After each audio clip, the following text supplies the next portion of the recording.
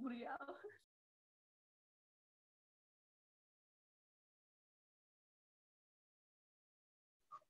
Baik, mohon maaf, saya ulangi. Selanjutnya yaitu sambutan yang akan disampaikan oleh Ketua Umum HMI Cabang Kuningan periode 2020-2021, yaitu Kanda Gozin Muslim SPD. Kepadanya kami persilahkan. Baik, terima kasih kepada moderator. Bismillahirrahmanirrahim. Assalamualaikum warahmatullahi wabarakatuh. Alhamdulillahilladzi hadana li hadza wa ma kunna linahtadiya laula an hadanallah. Asyhadu an la ilaha illallah wa asyhadu anna Muhammadan abduhu wa rasuluh la nabiyya ba'd. Pertama, saya ucapkan terima kasih banyak kepada Ibunda Prof Dewi yang alhamdulillah udah ada belum, Bunda? Ibu moderator, Prof Dewi udah masuk?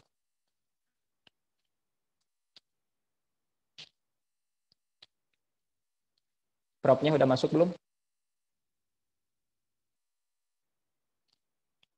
Mohon maaf,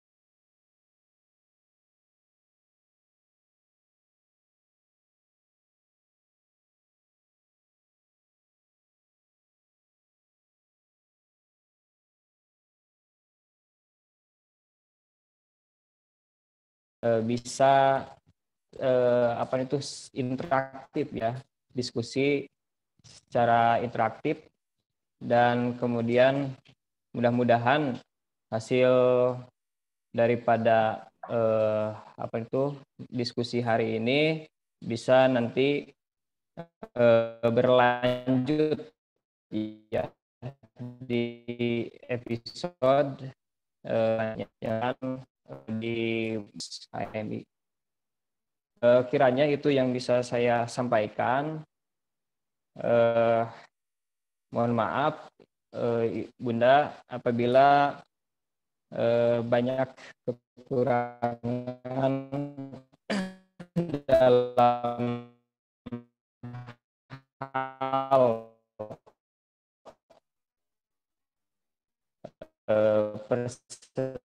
persiapan yang dilaksanakan. Kiranya tidak. Terima kasih banyak. Cukup sekian. Billahi taufiq wal hidayah. Wassalamualaikum warahmatullahi wabarakatuh. Kembalikan ke moderator.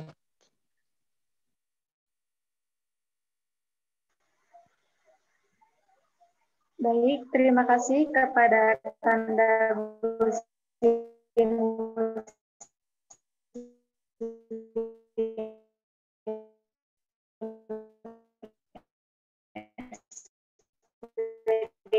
yang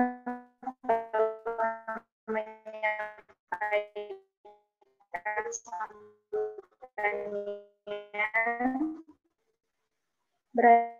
perusahaan dan pengembangan profesi.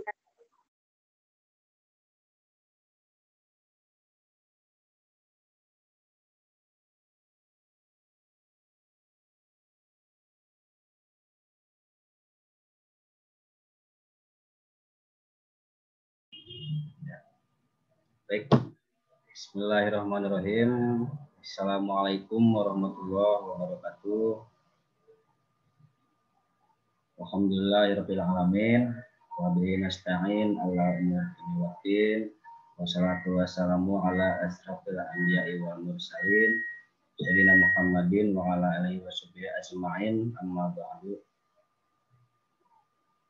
Alhamdulillah, yang pertama yang saya hormati Ketua Umum HMI Cabang Kuningan, Kanda Gozin Muslim, serta kawan-kawan kepengurusan. Kemudian yang saya hormati juga Ibu Dr. Esti Febriani MKes yang alhamdulillah pada kesempatan ini berkenan untuk menyempatkan waktu berbagi ilmu bersama kita yang akan insya Allah kita diskusikan bersama beliau tentang membangun fondasi kesehatan masyarakat dalam upaya penguatan ekonomi di masa krisis.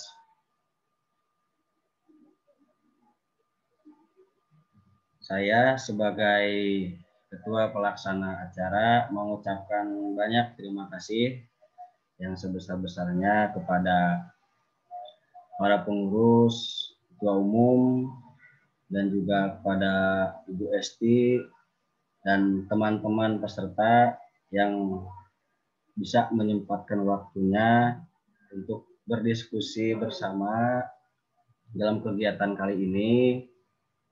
Kemudian kegiatan kali ini bertema seperti yang tadi saya sebutkan, yaitu membangun fondasi kesehatan masyarakat dalam upaya penguatan ekonomi di masa krisis, yang akan diisi oleh Dr. Esti Febriani MKes. Beliau ini merupakan salah satu dosen saya, kemudian juga dosen magister kesehatan masyarakat di Stikes Kuningan.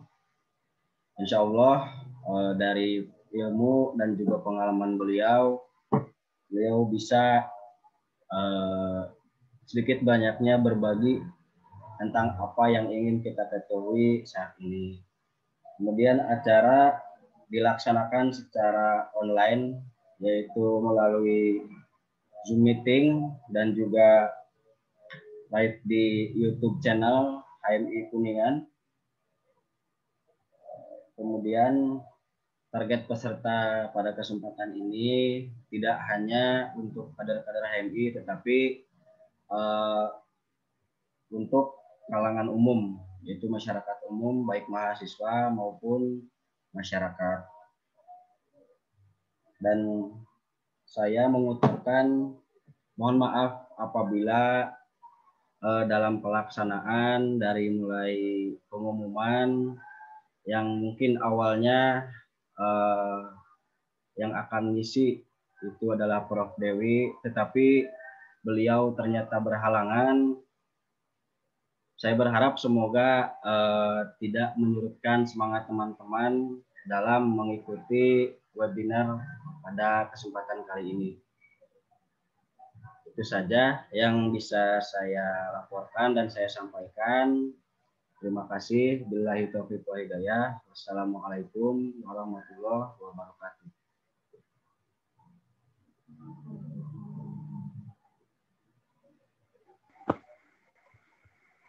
Terima kasih kepada Kanda Dian Pratama SKM yang telah menyampaikan laporannya.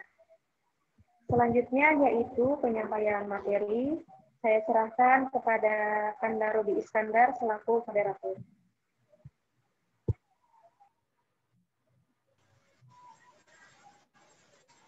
Oke, baik. Terima kasih kepada Mas Abdul.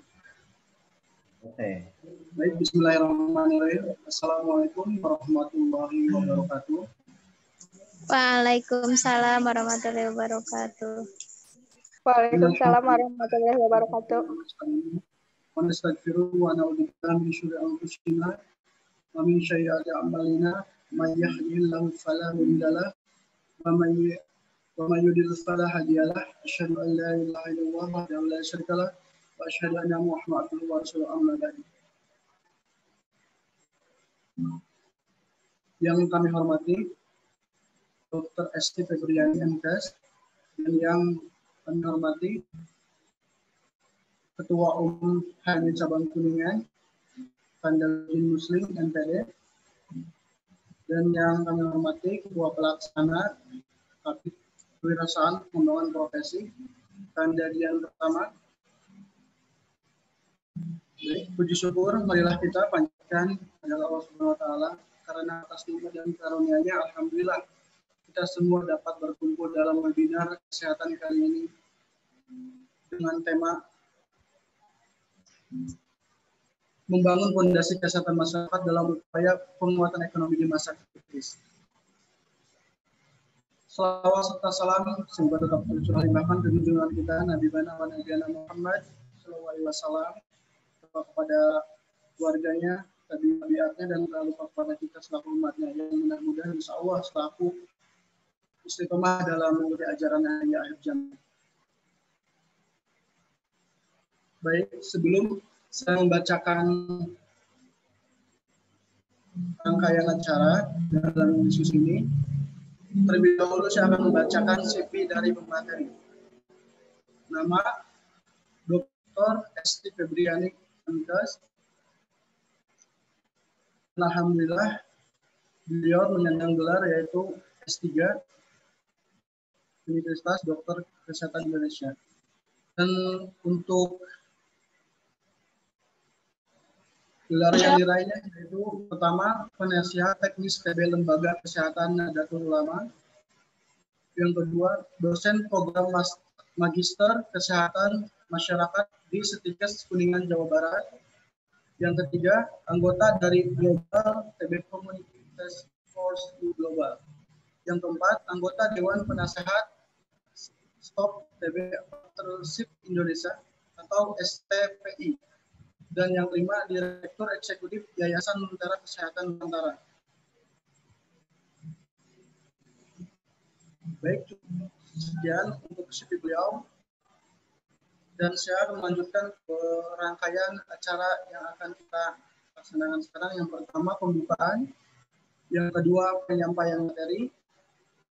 Yang ketiga, sesi tanya-jawab. Yang keempat, kesimpulan dan penutup.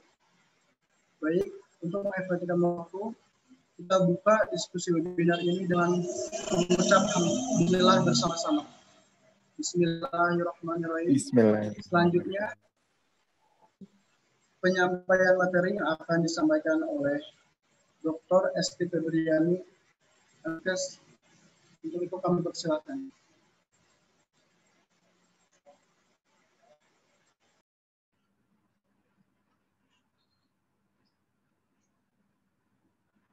Ya, terima kasih Mas Robi. Apakah suara saya bisa didengar? Ya Ibu, bisa didengar. Bisa ya? Oke, terima kasih. Baiklah,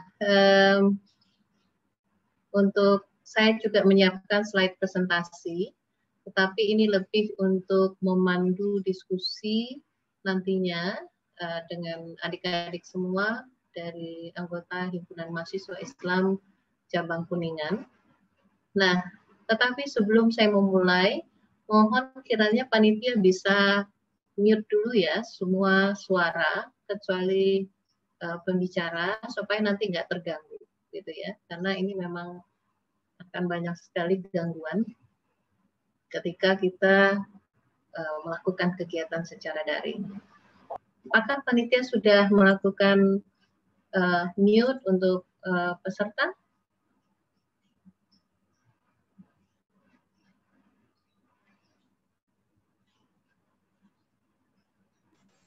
Sudah, Bunda.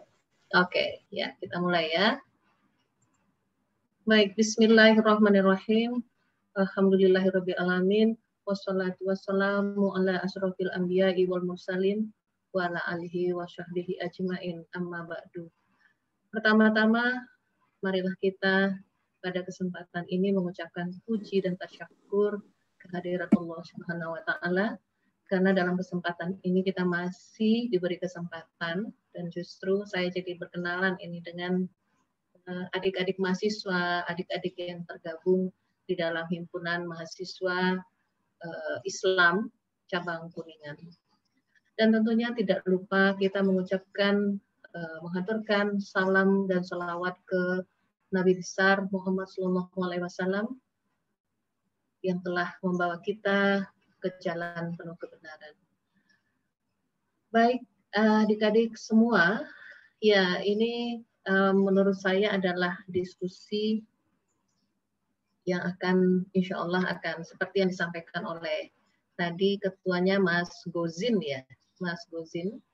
ini adalah ketua dari himpunan mahasiswa cabang Kuningan yang akan tadi berharap bahwa ini akan menjadi katakan titik awal daripada kegiatan-kegiatan nanti yang akan dilakukan oleh HMI di cabang Kuningan.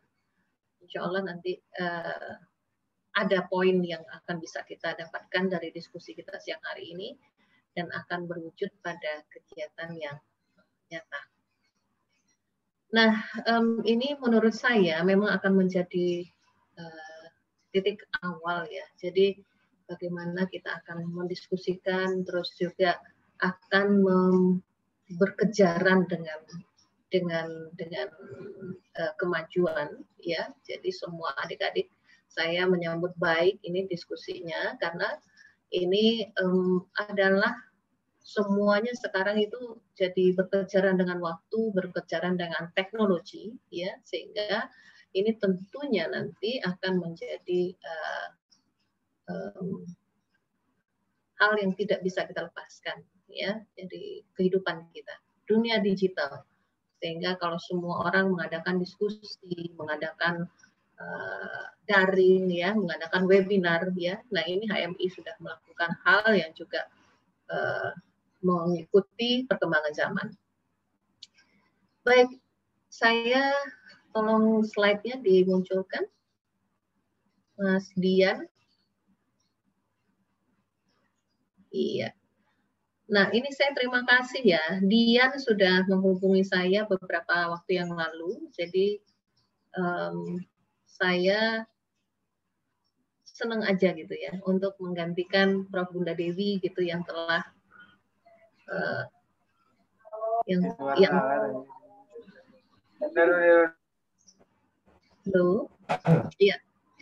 Maaf ya, tolong yang lainnya di mute ya. Jadi karena supaya nanti diskusi kita lebih lancar.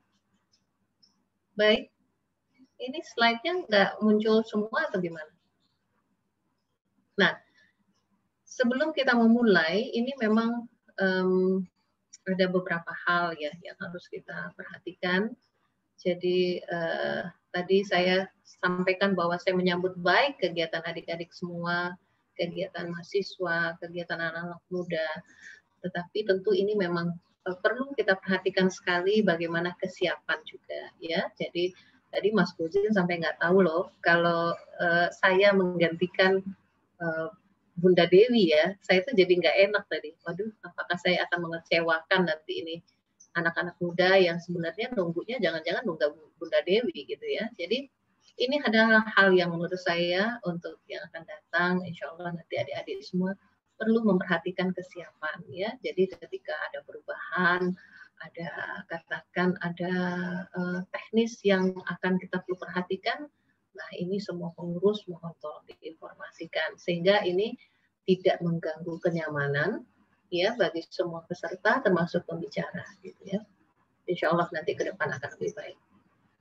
Baik, ini saya akan sampaikan ya adalah jadi tadi itu saya sebenarnya waktu dapat judul ini saya kontak Prof Dewi ya, Bunda Dewi.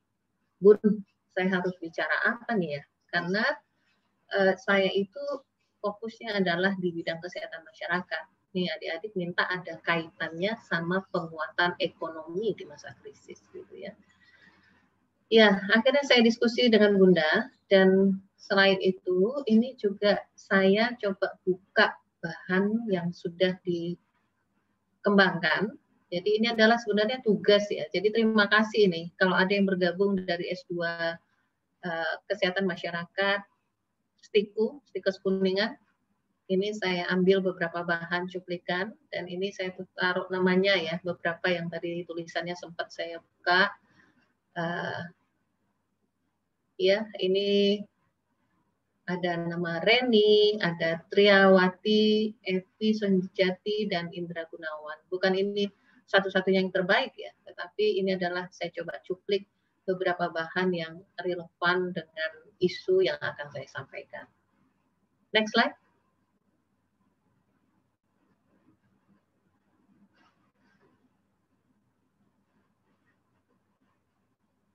Ya. Baik, ini saya akan sampaikan sedikit mengenai latar belakang ya. Jadi kalau kita kembali ke Desember ya, ini Desember tahun 2019, di mana waktu itu kita dibuat khawatir oleh mulai merebaknya isu tentang COVID ya. Jadi waktu itu kita masih heboh memanggilnya corona ya, coronavirus, penyakit corona 2019 ya. Ini di mana waktu itu di akhir tahun, pada masa ketika akan menyambut tahun baru Cina, itu kita digemparkan oleh munculnya suatu penyakit baru yang kita kenal dengan, akhirnya kita kenal dengan COVID-19, COVID-19 ya, coronavirus disease 2019. Jadi ini pertama muncul, jadi sehingga ini yang nggak kenal dengan Cina, dengan Tiongkok, tiba-tiba itu sangat-sangat dekat dengan yang namanya kota Wuhan ya, Wuhan di Cina.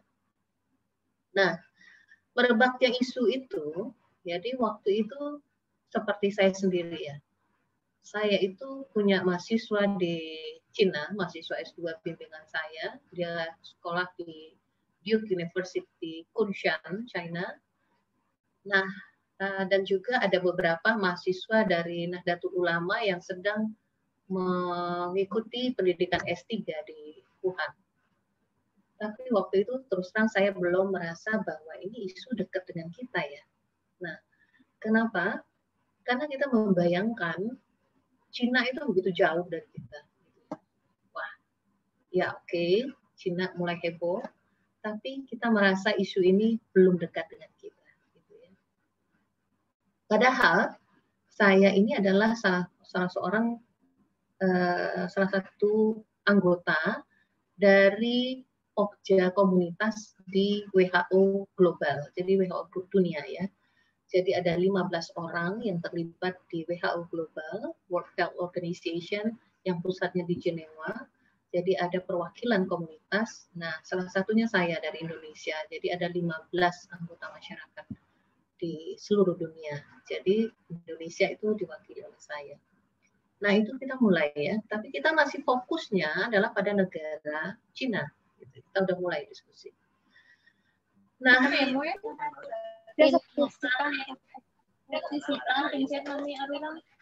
halo, Ais, tolong di mute ya suaranya ya. Oke, baik.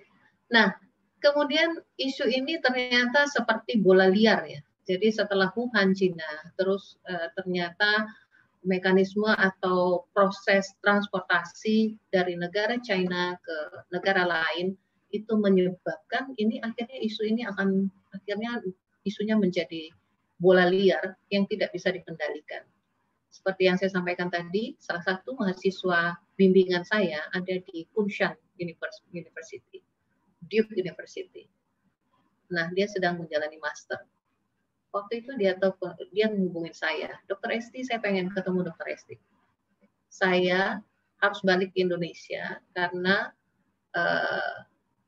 negara Cina memulangkan semua mahasiswa yang mendapat beasiswa di negara Cina karena pandemik, karena COVID-19. Saya waktu itu dengan santainya, dan dia pengen ketemu dengan saya. Gitu ya. Saya dengan santainya ketemu. Oke, kita ketemu ya, kita ketemu, terus dia ngobrol segala macam. Saya tanya, ya, dan ketika kamu nyampe di Indonesia, kan lewat itu dari bandara ya, apakah memang ada protokol yang ketat di bandara? Saya bilang, karena ini salah satunya waktu itu sudah dikatakan sumbernya adalah transportasi, sehingga kelautan, terus juga transportasi darat, laut, itu mulai dihebohkan. Dia bilang, enggak tuh dok, saya aman-aman aja. Satu pesawat, kita itu turun dari pesawat China's Airline, ya, dan tidak ada pemeriksaan yang ketat. Jadi, waduh, saya bilang ini bahaya ya. Ini mulai nih ada alarm-alarm. Dan itu tetap saja ya, jadi semua tentu kita bisa waktu itu melihat ada rasa denial ya, menolak di kita bahwa Indonesia itu bakal aman deh, gitu ya. Kita nggak akan terdampak Karena kita bilang ada beberapa pendapat tuh kita itu banyak minum tolak angin, kita banyak minum kunir asem gitu ya, nggak akan merebak ke Indonesia. Nah, di WHO Indonesia itu teman-teman atau kolega saya itu udah bilang, Bu Esti, ini tinggal satu aja. Ketika satu kasus terjadi di Indonesia, itu adalah bukti.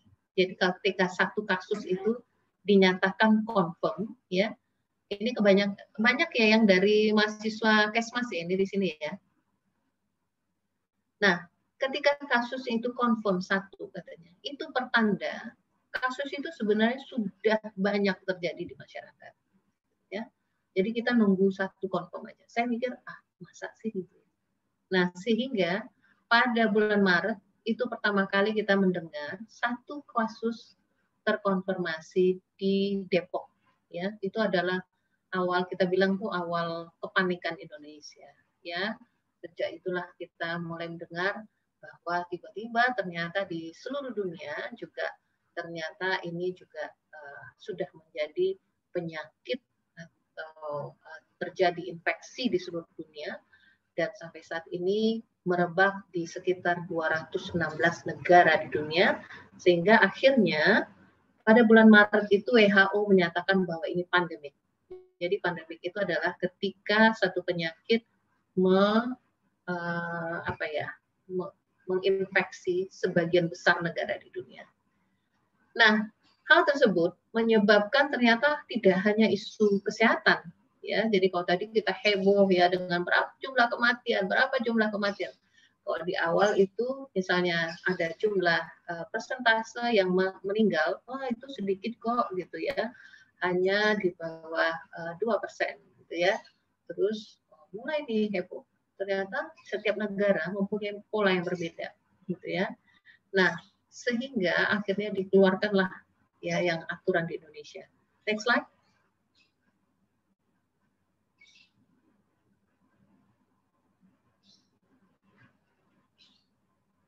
Nah, ini dia ya, bahwa PNPB itu mengeluarkan, kalau di negara lain kita kenal dengan istilah lockdown, gitu ya, penutupan benar-benar semua kegiatan. Jadi transportasi udara, laut, dan semua antara satu daerah dengan lainnya itu tidak ada interaksi. Nah, kita menyebutnya PSBB, ya. Jadi ini adalah pembatasan untuk secara skala besar kegiatan di masyarakat. Jadi kita nggak berani menyatakan lockdown. Kenapa? Adalah beberapa pertimbangan ya. Salah satu adalah pertimbangan ekonomi. Nah, sejak itu kita kalau semua itu saya yakin lah ini semuanya juga pasti mengikuti berita di media ya. Apakah itu di media televisi, terus juga di WhatsApp group, semua pembicaraan adalah tentang COVID. Semua pembicaraan tentang corona. Tiba-tiba yang biasanya pengajian, terus sekarang pengajiannya nggak diperbolehkan lagi karena orang berkumpul cukup banyak dibatasi. Terus kegiatan kesehatan bagaimana? Semua layanan juga membatasi karena membatasi interaksi antara pasien dengan petugas kesehatan. Karena petugas kesehatan kan dia terpapar, terekspos terhadap pasien COVID-19 sehari-harinya. Sehingga ini dikhawatirkan petugas kesehatan ini juga sudah katakan terinfeksi, tapi mungkin belum muncul penyakitnya. Bisa dia istilahnya misalnya orang tanpa gejala gitu ya, sehingga ketika bertemu dengan pasien, ini bukannya kalau dulu kan kita kalau demam itu kita kalau ingat ya berarti udahlah ke dokter aja karena dokter itu seperti pemecah masalah. Tetapi sekarang akhirnya enggak. Justru ada pembatasan. Jangan, kalau tidak terlalu berat, jangan dulu ke dokter, jangan ke rumah sakit. Ya, kenapa? Karena rumah sakit akhirnya fasilitas kesehatan menjadi salah satu sumber penularan daripada COVID-19. Karena pasiennya ke sana. Lanjut.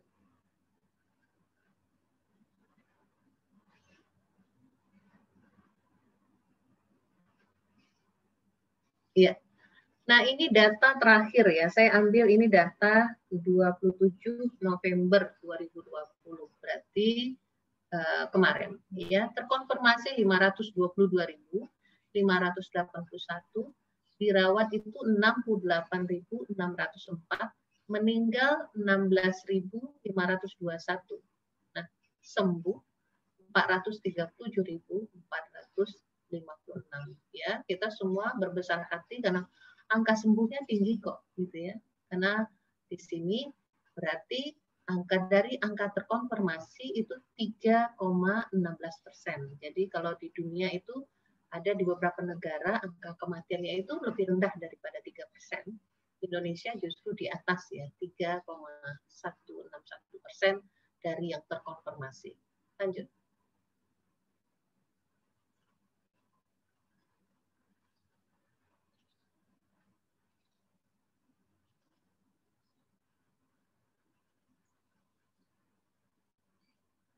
Ya. Nah, ini kita lihat ya. Ini tentu semuanya juga sudah familiar ini. Ayo jaga jarak. Jadi kalau tadi Mas Guzin bilang ada 3M ya. Jaga jarak, menjaga jarak gitu ya. Jadi orang bilang tuh social distancing. Terus ada lagi physical distancing. Bedanya apa sih gitu ya. Ini sibuk berdebat. Akhirnya udahlah kita physical distancing aja. Jarak yang diatur. Bukan kita menjarakkan sosial kita, kegiatan sosial kita, tetapi jaraknya yang diatur. Sehingga kalau saya sendiri juga lebih setuju physical distancing ya. Nah, kemudian juga ada yang kedua itu gunakan masker. Sehingga kita lihat nih tiba-tiba di awal kita ingat ya bagaimana masyarakat tiba-tiba heboh gitu. Heboh terus juga sampai pasar kehilangan kehabisan stok masker. Saya ingat itu ya. Jadi masker, surgical masker untuk operasi itu hilang dari peredaran. Ada yang ngambil stok itu, dia timbun, terus dia ingin menjualnya dengan harga yang mahal, gitu ya. Terus juga tiba-tiba hand sanitizer di mana-mana hilang. Kenapa? Juga ada penimbunan. Jadi di antara kepanikan tentu juga ada yang mengambil keuntungan, gitu ya. Sehingga ini yang menyebabkan waktu itu kehebohan. Dan kemudian jadi kita menggunakan masker, menjaga jarak. Yang ketiga, mencuci tangan. Jadi hand sanitizer yang biasa kita bawa. Tetapi yang terbaik itu adalah mencuci tangan pakai sabun, gitu ya. Jadi kalau kita perhatikan sebenarnya protokol kesehatan ini bukan hal yang baru sebenarnya. Jadi misalnya untuk gunakan masker, ini juga sebenarnya peraturan dari dulu ya. Ketika kita flu, kita merasa tidak sehat, penyakit yang menyebar dengan droplet, dengan percikan, itu sebaiknya kita batasi dengan menggunakan masker. Misalkan pasien tuberkulosis gitu ya. Pasien tuberkulosis ya diwajibkan dia menggunakan masker ketika fase pengobatannya itu masih fase pengobatan aktif. Kenapa? Karena percikan, jadi misalnya dia bersin ini ya. Jadi ada bersin, batuk, mana yang lebih berat, bersin atau batuk gitu. Yang lebih kuat itu percikannya adalah karena kekuatannya kuat itu ya ketika bersin ya. Kita kalau dengar orang bersin, hasin gitu ya, itu kan kekuatannya akan kuat sekali. Nah, itu bisa menyebarkan 1 juta kuman kalau di penyakit tuberkulosis. Nah, sehingga peraturan untuk menggunakan masker itu bukan hal yang baru. Dari dulu ini, perilaku bersih hidup sehat, PHBS. Perilaku hidup bersih sehat ya, PHBS. Ini adalah hal yang sudah digaungkan oleh Kementerian Kesehatan udah lama. Gitu. Terus kenapa sih kita nggak melakukan itu? Karena waktu itu belum ada ancaman. Jadi kita ternyata itu perlu ada ancaman besar dulu sehingga akan merubah paradigma, mengubah tatanan, mengubah perilaku masyarakat. Lanjut.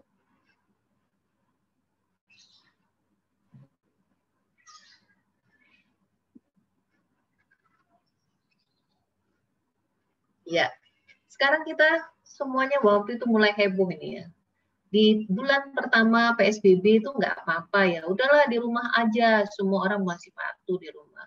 Masuk bulan kedua mulai resah ya, karena terutama juga ini berkaitan dengan kegiatan ekonomi ya, untuk pekerjaan, pekerjaan yang mengharuskan ada kegiatan fisik, ya harus tetap dia jalan.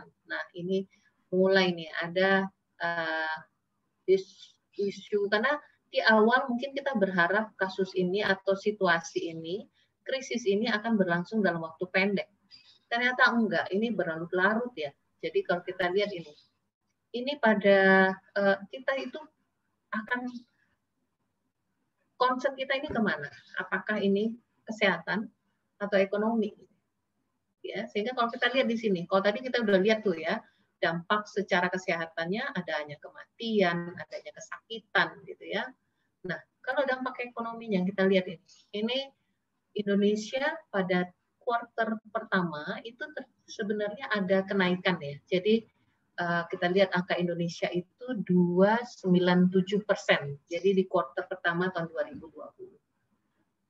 Tetapi pada kuartal kedua ya ini terjadinya penurunan ekonomi yang dikhawatirkan akan menyebabkan resesi ya. Nah, penurunan tingkat ekonomi itu pertumbuhan ekonomi. Jadi kalau tadi tumbuh 2,97%, sekarang pertumbuhannya itu justru di bawah 0. Jadi mencapai minus 5,32%.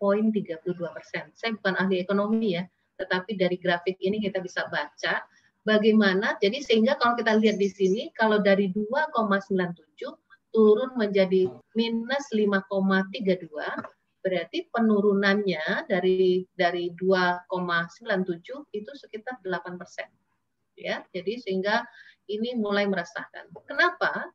Karena ternyata pembatasan berskala besar menyebabkan banyak sekali aktivitas yang dibatasi. Mall sudah dikurangi dan sebagian mall-mall yang besar juga ditutup ya. Kemudian juga fast food ya, misalnya kita lihat dulu ya, McDonald itu 24 jam harus dibatasi ya. McDonald jadinya ada sebagian McDonald yang justru tidak diaktifkan, atau McDonald-nya hanya sampai jam 6 atau jam 7 sore gitu ya. Dan itu juga dibatasi orang di dalamnya. Dan itu dari sisi penjual jasa, dari penjual atau yang memberikan jasa ya.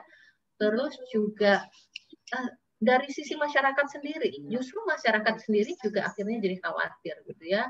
Muncullah kalau kita bilang itu saya sendiri yang sudah di rumah full WFH, jadi walaupun ada beberapa kegiatan saya tetap melakukan tugas luar gitu ya, tapi sangat-sangat saya batasi, sehingga itu muncul paranoid. Jadi kalau saya itu pergi misalnya ya hanya untuk memberikan kebutuhan dasar ya, katakan kebutuhan bulanan, saya datang tuh, saya sebut ini ya tokonya, misalnya ke Alfamart gitu. Tiba-tiba tuh saya suka paranoid ya, lihat kiri kanan. Misalnya ketika di antrian ketika membayar gitu ya, itu saya suka nggak nyaman misalnya ada yang terlalu dekat dengan saya gitu ya. Saya suka bilang, maaf Bu, bisa berjarak nggak gitu ya. Atau ada anggota masyarakat yang di tempat keramaian tidak menggunakan masker, itu menyebabkan saya sangat tidak nyaman. Nah ini menyebabkan masyarakat memang mengurangi aktivitasnya keluar gitu ya. Lanjut. Nah, ini kita lihat ya. Jadi tidak hanya Indonesia sebenarnya ya. Bahkan Filipina itu angkanya jauh sekali di bawah 0. Ya, jadi poinnya 16,5%. Jadi ini negara ASEAN ya. Jadi kalau dilihat sih ya kita tidak terlalu jelek ya, tetapi di sini tetap kita mengkhawatirkan situasi ini akan terus berlangsung sehingga kondisinya bisa menjadi lebih buruk lagi. Lanjut. Nah, ini ada beberapa penelitian. Saya cuplik tadi dari tulisan mahasiswa S2, yaitu tulisan tugasnya. Mereka mencari beberapa tulisan yang relevan dengan kajian akibat daripada COVID-19 dan juga apa yang telah dilakukan. Misalnya gambaran penerapan physical distancing sebagai upaya menekan persebaran COVID-19. Ini ada penelitian Widyaningrum Putri Wilopo. Dan di sini dinyatakan 86,2% responden menyatakan masih melakukan aktivitas di luar selama 1 minggu terakhir. ya, kemudian juga dinyatakan tetapi mereka gunakan masker. Sebenarnya ini perilaku yang cukup baik ya, karena walaupun di luar tapi menggunakan masker. Tetapi perlu kita perhatikan juga penggunaan maskernya seperti apa. Apakah memang intens menggunakan masker? Kita lihat loh, ya, menggunakan masker, dan perhatikan juga masker digunakan dalam durasi berapa lama. Jadi kan ada aturannya itu, setiap 4 jam maskernya harus ganti ya. Jadi jangan dari pagi sampai malam maskernya itu aja. Atau juga ya maskernya itu pas nyampe rumah udah ditaruh nih, besok diambil lagi. Padahal itu adalah masker yang sekali pakai gitu ya. Atau kalau maskernya masker kain, itu juga seharusnya dicuci dulu, dibersihkan, dan baru bisa dipakai ulang. Misalnya juga penelitian tentang gambaran promosi BHBS dalam mendukung gaya hidup sehat masyarakat Kota Binjai. Jadi banyak sekali penelitian ya. Penerapan pengisian buku KIA, karena ternyata efeknya ke segala macam. Apakah layanan kesehatan ibu anak, apa layanan penyakit menular, penyakit tidak menular, ya, karena ini berimbas semuanya karena memang dibatasi masyarakat itu daya datang ke vaskes. Kemudian juga ada penelitian yang terkait dengan sosialisasi hidup sehat di tengah wabah virus corona. Jadi banyak sekali penelitian dan ini beberapa mahasiswa untuk penelitian tesis juga mengajukan topik terkait dengan COVID-19. Lanjut. Ya, terus sesuai judul ya. Ini kita bicara sekarang, terus apa sih yang bisa dilakukan masyarakat? Ya, kita coba lihat ini, batasan pemberdayaan masyarakat di bidang kesehatan. Secara teoritis, yang dimaksud dengan pemberdayaan masyarakat itu adalah upaya atau proses untuk menumbuhkan kesadaran, kemauan, dan kemampuan masyarakat dalam mengenali, mengatasi, memelihara, melindungi, dan meningkatkan kesehatan. Jadi ingat ya bahwa yang pertama itu adalah menumbuhkan kesadaran dulu. Jadi termasuk ini misalnya kita bicara pemberdayaan anggota HMI gitu ya. Poinnya apa? Berarti tumbuhkan dulu kesadarannya, tumbuhkan kemauannya. Jadi semua poin tentang pemberdayaan itu dimulai dengan menumbuhkan kesadaran. Gitu. Ketika poin ini kita udah dapet, itu baru dia kesadaran dulu, dia mau, terus dia mampu. Jadi kalau ingat ya, teori untuk perubahan perilaku kan mulai itu dari tahu dulu. Tahu, terus mau, mampu, terus dia mau melakukan. Ya. Kemudian berdasarkan Kemenkes bilang pemberdayaan masyarakat itu adalah upaya fasilitasi yang bersifat non-instruktif. Jadi sebenarnya masyarakat itu mempunyai kemampuan sendiri untuk meningkatkan pengetahuan dan kemampuan masyarakat di wilayah tersebut. Lanjut.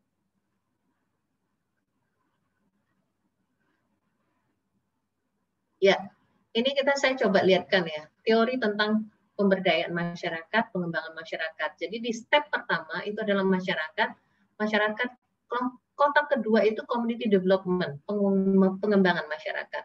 Kemudian hasil dari pengembangan masyarakat itu adalah community empowerment. Jadi community, terus komunitas masyarakat, pengembangan masyarakat, sebagai hasilnya adalah pemberdayaan masyarakat. Lanjut. Nah, kalau kita lihat di sini, kita bicara tentang pengembangan masyarakat. Apa sih sebenarnya yang perlu kita catat dari itu? Yang pertama ini adalah isu sustainability, keberlanjutan. Bagaimana masyarakat itu mampu melakukan kegiatan yang berkelanjutan. Self-reliance ini mandiri.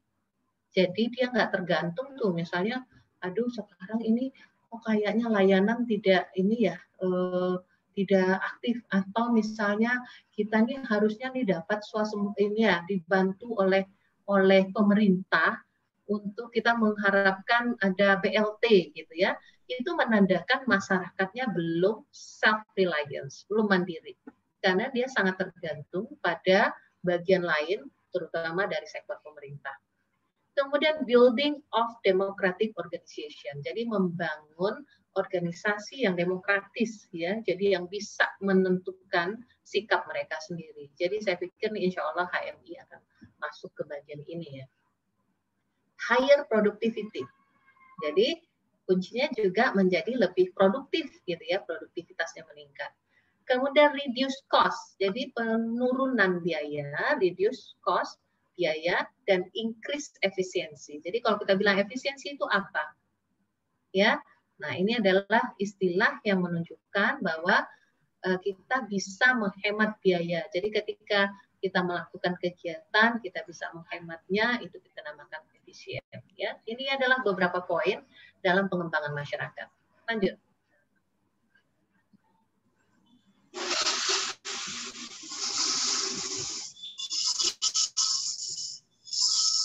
Ya. Nah, kalau kita lihat di sini ya, jadi community empowerment, saya ambil beberapa teori ya. Jadi di sini enabling implies that people cannot be empowered by others. They can only empowered by themselves. Ya, jadi masyarakat itu tidak bisa diberdayakan oleh orang lain. Jadi kalau disuruh-suruh, makanya tadi ada unsur di dalam istilah pemerintah bahwa ini adalah non-instruktif. Karena pemberdayaan masyarakat itu harus dari dirinya sendiri, dari kelompok itu. Community empowerment, therefore, is more than the involvement, participation, or engagement of communities. Jadi ini harus community ownership, jadi kepemilikan dari masyarakat itu sendiri. Lanjut.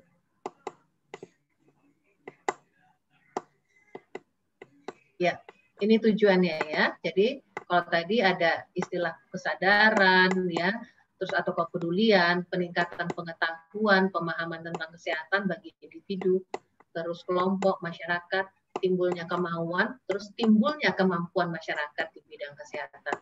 Ingat ya, ketika masyarakatnya sehat, nah itu dia akan bisa menjadi lebih produktif. Nah, kaitannya gimana nih? Kita jangan selalu berdebat, aduh yang penting kita gerakkan ekonomi. Jangan lupa loh, Anda tidak akan bisa menggerakkan ekonomi ketika Anda tidak sehat. Ya, kita nggak akan bisa produktif. Lanjut. Sasaran pemberdayaan. Jadi ini bisa individu, keluarga, masyarakat, kemudian ditujukan kepada masyarakat sebagai primer, dan juga bisa juga untuk pemberdayaan untuk kelompok potensial. Jadi ini kita bisa lihat secara segmented per bagian, atau kita melihat secara garis besar masyarakat. Lanjut.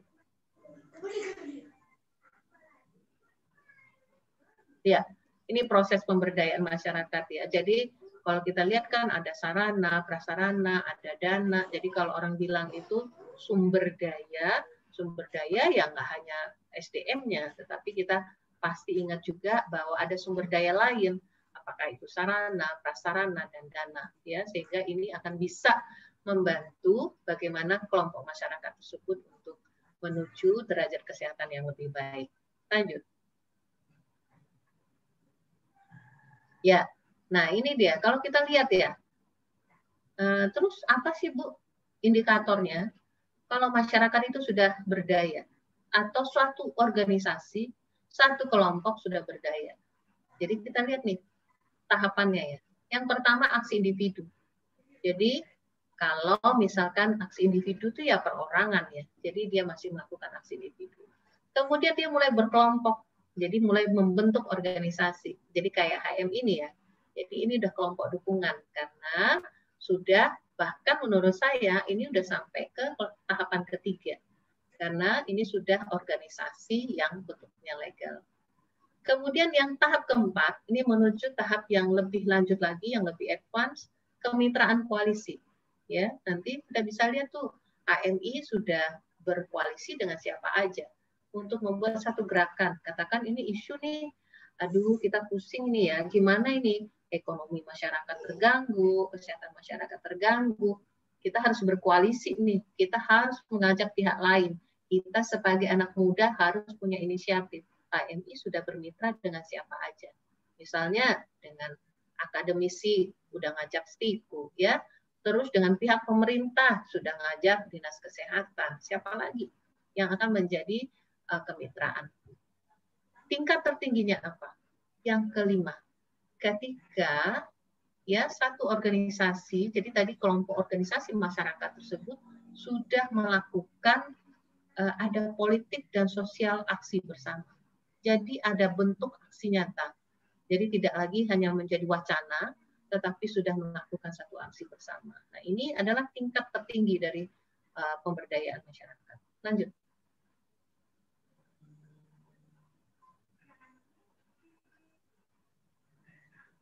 Ya, next slide. Ini hampir sama dengan tadi ya.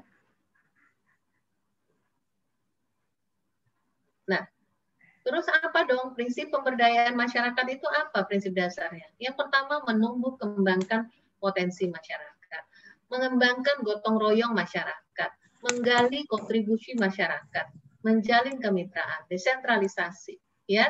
Jadi kita kembali tuh, kalau biasanya ya kalau pulang dari mana-mana kita masih melakukan kegiatan, kita masih di tempat lain. Ini kita sudah kembali nih ke lingkungan yang terdekat. Jadi kita menggerakkan masyarakat yang ada di sekitar kita. Udahlah kalau gitu fokus aja nih setiap RW ini kita bergerak gitu ya. Nah, ini kita perlu menggali kontribusi masyarakat, mengembangkan gotong royong. Ayo nih, gimana nih? Dulu saya ingat nih di awal-awal sering ada penyemprotan desinfektan gitu ya. Sekarang tiba-tiba hilang tuh, nggak ada lagi ya penyemprotan desinfektan. Walaupun ini sebenarnya nggak recommended ya, karena WHO sendiri bilang, walaupun dia mati, kalau virusnya datang lagi, nempel lagi, dia akan ada di situ. Jadi sifatnya hanya sementara. Jadi yang 3M ini adalah kunci yang kali ya. Kemudian juga ada dulu desinfektan chamber, ada rumah tuh yang kita disemprot gitu ya untuk melewati. Ketika masuk masjid juga ada tuh yang punya ya desinfektan chamber ya. Pokoknya semua tuh pada bikin gitu. Kuncinya itu aja 3, jaga jarak, pakai masker, rajin cuci tangan. Jadi bahkan ya sudah ada tuh kajian. Sebenarnya misalnya kita berwudu, membersihkan hidung ya, kumur-kumur, itu adalah upaya yang kita tidak sadari sebenarnya adalah merontokkan virus itu sendiri. Ya, ini saya cerita sedikit ya.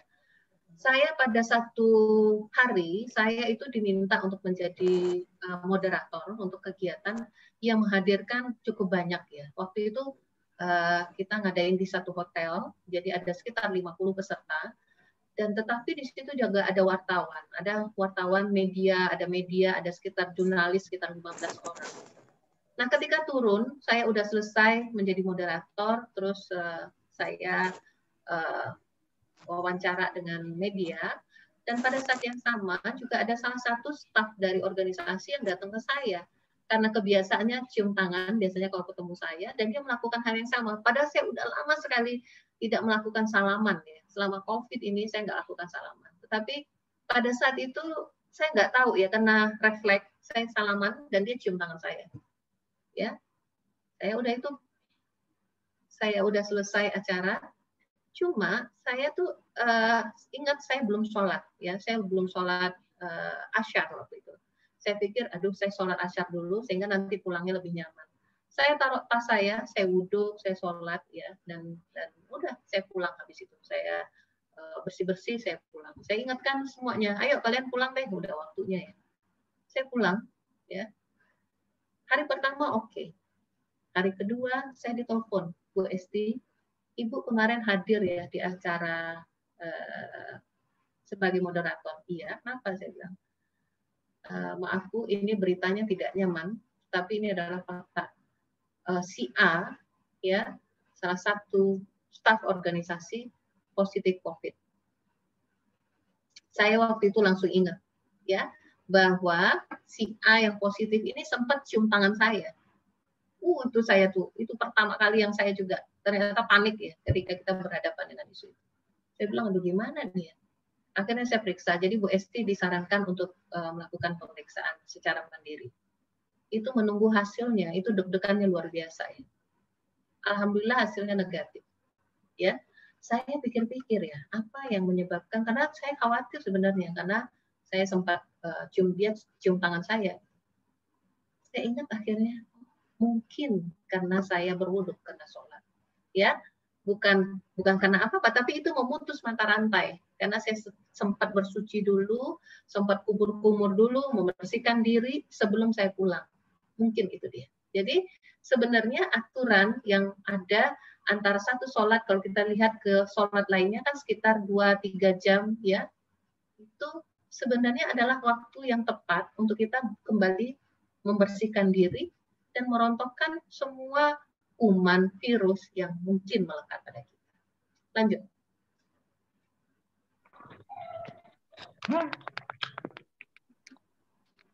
Ya, ini ya bentuk pengembangan potensi masyarakat. Ada community leaders, ada pemimpin, ada organisasi. Ini adalah poin-poinnya. Ada dana, ada bahan, ada pengetahuan, ada teknologi. Ya, jadi unsur-unsur ini adalah akan mendukung untuk pengembangan potensi masyarakat. Lanjut.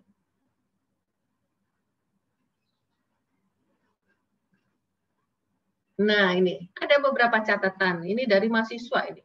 Pemberdayaan masyarakat, apa sih yang bisa kita lakukan?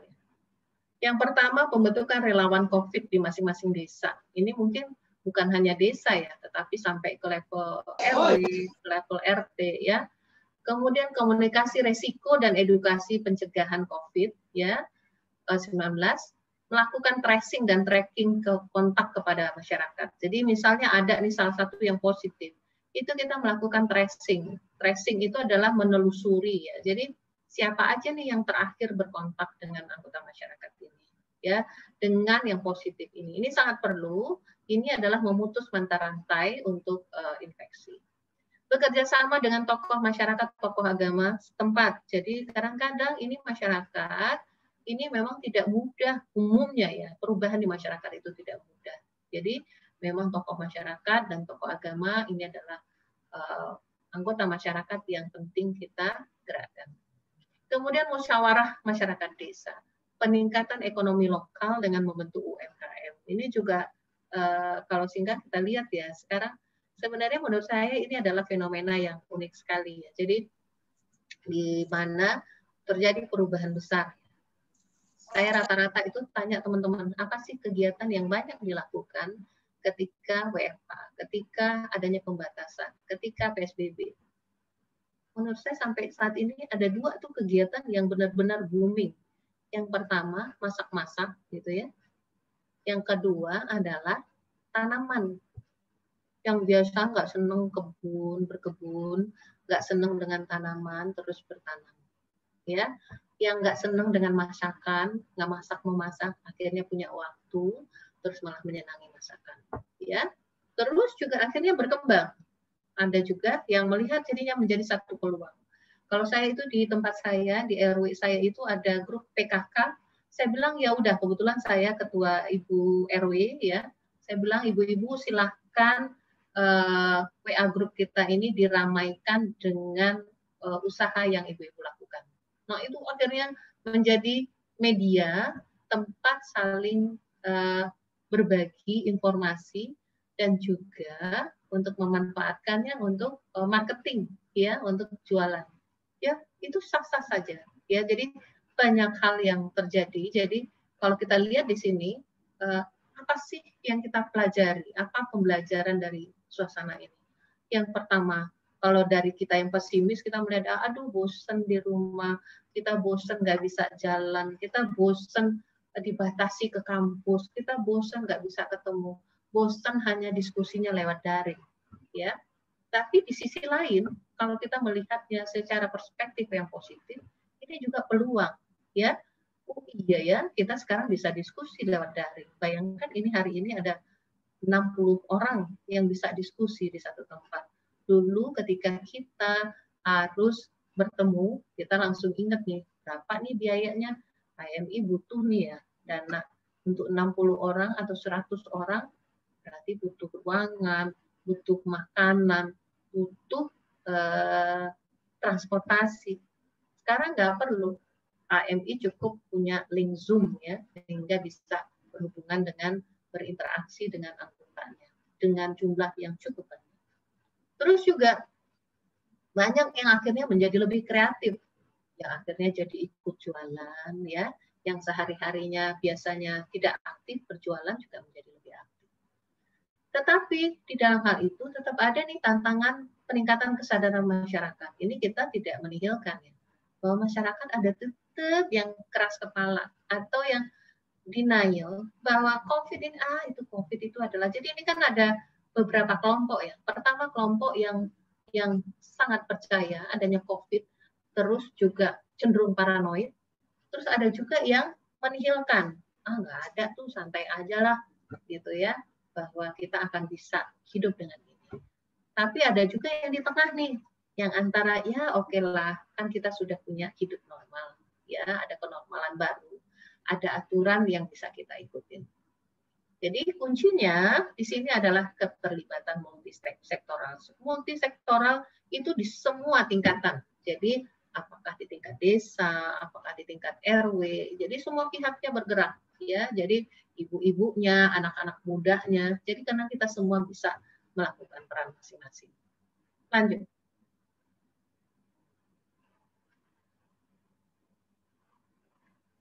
Ya, jadi saya cari foto ini tadi ya. Jadi kalau kita bayangkan bahwa nanti kita akan kembali sebenarnya ke kelompok yang lebih dekat lagi. Jadi lebih dekat itu maksudnya apa? Di yang paling dekat dengan kita, di sekitar kita, di anggota masyarakat kita sendiri.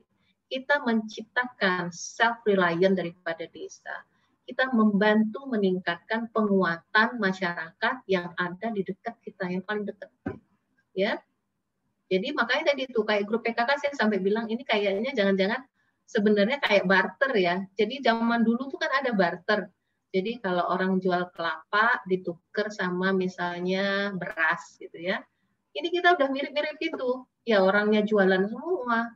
Ada yang jualan sarapan, ada yang jualan kerudung. Itu tuker-tukeran aja. Dan juga ada yang jualan daster gitu ya. Jadi ekonomi bergerak ya. Mungkin perekonomian, tingkat ekonominya menurun, tetapi sebenarnya ada perputaran uang di tingkat masyarakat di sini di dalam sektor yang lebih kecil. Ya, di sini dia, di dalam kelompok ini, kelompok desa. Kita bayangkan itu ya, ada yang lagi nampi beras ya, terus ada yang numbuk beras, terus ada yang jualan, ada yang apa. Sehingga ini menciptakan satu kelompok masyarakat yang akan mandiri. Sehingga kelompok-kelompok kecil ini akan lebih mandiri.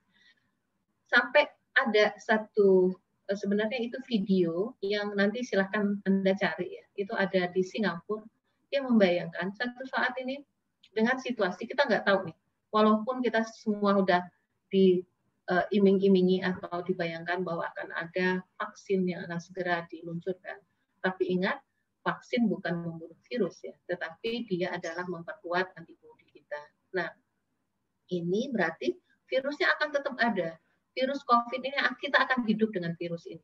Ya, mungkin ini memang perubahan zaman karena dari dulu itu selalu ada perubahan besar di dunia. Misalkan dulu kita ingat ya, ada perubahan es mencair, itu juga satu momentum. Pernah nggak terjadi penyakit? Oh pernah, ada flu, Spanish flu gitu ya, sehingga itu menyebabkan begitu kematian cukup besar di dunia. Ya, jadi ada fase-fase yang menjadi tonggak perubahan di dunia, apakah itu kesehatan, karena ketika kesehatan pasti dampaknya ke ekonomi. Ini selalu ada. Nah, salah satunya momentum perubahan di dunia itu adalah saat COVID ini sendiri. Kita nggak tahu, dan perubahan ini kita akan terus bergerak, ya. Kita nggak bisa berhenti, karena tadi ekonomi juga terus berlangsung. Sehingga yang kita akan melakukan adaptasi. Apakah kita akan kembali kuliah seperti dulu atau akan menjadi kombinasi? Itu akan terus seperti itu. Bagaimana kita memasarkan ini ya sektor ekonominya? Kalau dulu coba aja lihat ya, sebenarnya perubahan itu sudah mulai terjadi jauh sebelum COVID. Kita lihat ya, dulu kalau di Jakarta itu ada namanya Mall Ambassador. Di situ transaksi begitu tingginya untuk penjualan misalnya alat-alat elektronik, termasuk salah satunya handphone atau cellular phone ya, itu tinggi sekali dan itu jalan selalu macet. Nah, ketika sebelum COVID sebenarnya sudah terjadi penurunan yang dahsyat di sana. Kenapa? Orang beralih, orang beli HP bukan lagi ke Ambassador, Mall Ambassador yang menjadi waktu itu menjadi center ya, tetapi orang mulai beli lewat online. Kenapa? Ada garansi. Ketika barangnya rusak, dia akan ganti. Terus juga harga relatif murah karena nggak perlu sewa, ya. Jadi terjadi perubahan, sebenarnya itu udah sinyal mungkin ya bahwa dunia ini memang harus berubah.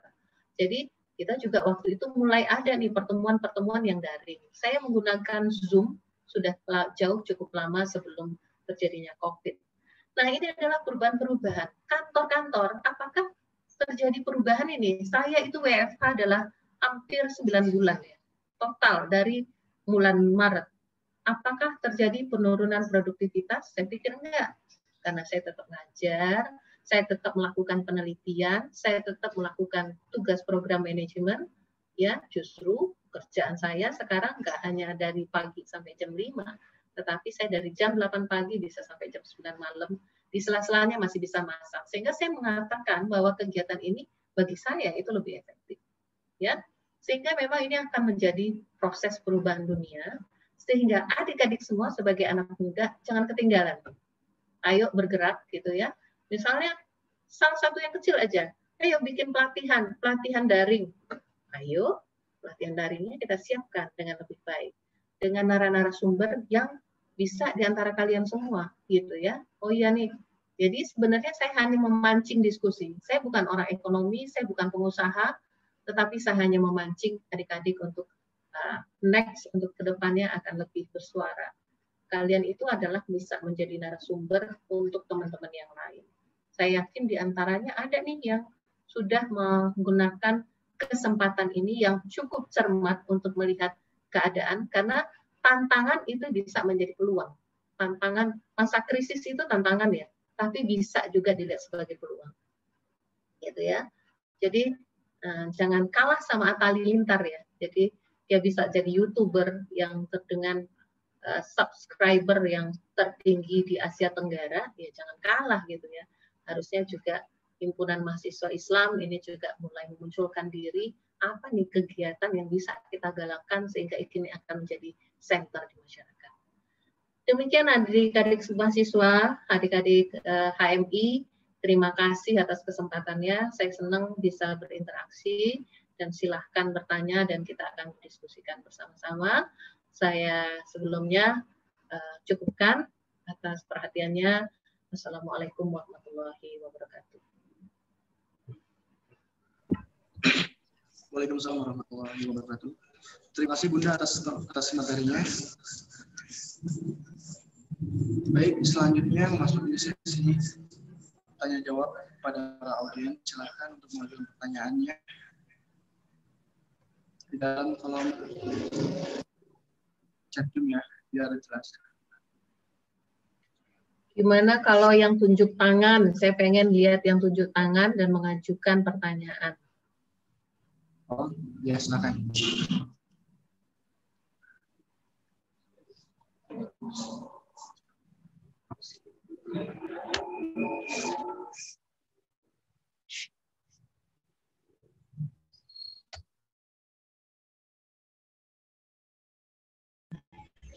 Baik, untuk mengamankan waktu, bagi yang bertanya silahkan langsung saja berbicara di Zoom. Ya, ada nih Yusril Amin. Assalamualaikum warahmatullahi wabarakatuh. Waalaikumsalam warahmatullahi wabarakatuh. Mohon maaf sebelumnya izin bertanya, Ibu. Berbicara mengenai kesehatan dan ekonomi gitu kan di tengah pandemi. Dan kita bisa lihat atau saya sendiri mungkin akan menjadi saksi mengenai kasus yang terjadi di Bekasi kisaran 3 bulan atau 4 bulan ke belakang, dan itu terjadi pada uak saya atau keluarga saya yang innalillahi wa inna ilaihi rajiun sudah meninggal. Pada saat itu uak saya sakit, Bu. Lalu dibawa ke rumah sakit. Lalu ada dokter yang berbicara bahwasanya intinya bahwasanya ini jika toh meninggal, gimana kalau dimasukkan ke pasien COVID atau terdampak COVID. Nanti si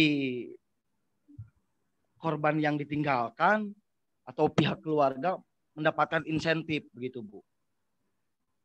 Itu mungkin pernyataan atau kasus yang terjadi di Bekasi. Bagaimana ada oknum kesehatan yang tidak bertanggung jawab kalau menurut saya. Karena apa ya, berbicara kesehatan, ini kan kesehatan sangat jelas gitu kan, tadi yang dikatakan oleh Ibunda Esti, bahwasanya kesehatan itu nomor satu atau paling pertama, bahwasanya lebih dari ekonomi, bahkan menurut saya lebih dari pendidikan gitu. Bagaimana kesehatan ini adalah harus dijamin oleh negara begitu. Tetapi kasus ini sangat jelas gitu, Bu. Walaupun ya secara kodrat mungkin atau sudah takdir meninggal, tapi ada dokter yang berbicara seperti itu, Bu. Itu, dan pertanyaannya adalah, berbicara himpunan mahasiswa Islam atau berbicara yang terkenal dengan bersyukur dan ikhlas gitu kan. Ini bagaimana strategi gitu, Bu, mohon arahannya, strategi, bukan lagi kesadaran kesehatan, kesadaran pendidikan, lebih dari kesadaran untuk kemanusiaan. Karena apa?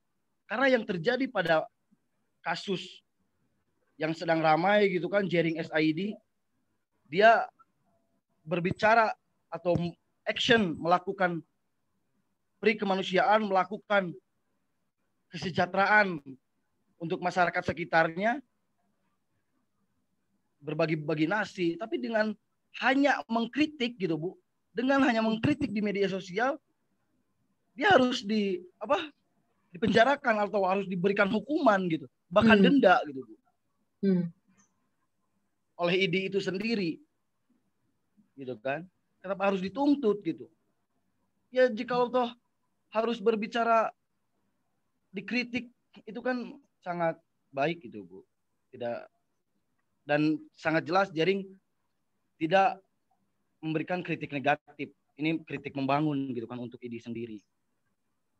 Nah, pertanyaannya mungkin, Bu, ya, pertama, bagaimana strategi Himpunan Mahasiswa Islam atau HMI ini bisa menerapkan konsep keikhlasan dengan seikhlas-ikhlasnya, dan walaupun tidak di tengah pandemi, ini kita harus berbicara kesehatan itu sangat mahal, Bu.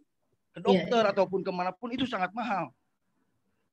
Walaupun pendidikan sekarang sudah gratis gitu kan, di SD atau di SMP, walaupun ada hal-hal yang harus dibayar gitu.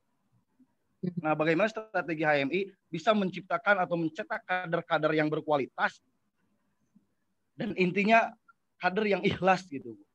Iya. Baik, saya nangkep ini pertanyaannya ya. Makasih, ini tadi dengan Yusril ya. Yusril di mahasiswa mana ini? Oh ya, mohon maaf, Bu. Saya dari Universitas Majalengka, Bu.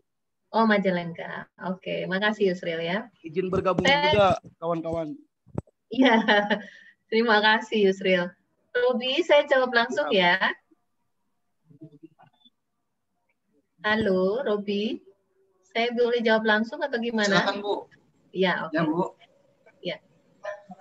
Ya, ini pertanyaan bagus ya. Ini ada kasus yang justru dialami langsung oleh Yusril ya. Jadi bagaimana ada anggota keluarga yang mengalami COVID gitu.